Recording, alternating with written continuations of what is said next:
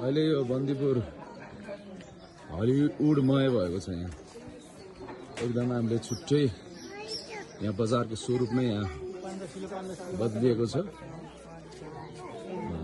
एकदमै यो फिल्मको तयारी हलिउड फिल्मको जहाँसम्म हामीलाई जानकारी प्राप्त अनुसार यो हलिउड फिल्मको लागि यो एकदम भरपूर तयारी भइरहेको छ। प्रत्येक बजारका घरहरू चाहिँ यहाँ चाहिँ फिल्मका सामानहरूले चाहिँ एकदमै रङ्गिएको देख्न पाउँछौँ। एकदमै रमाइलो माहौल अहिले बनिरहेको छ। एकदमै तयारीमा जुटेका छन् फिल्मकर्मीहरू।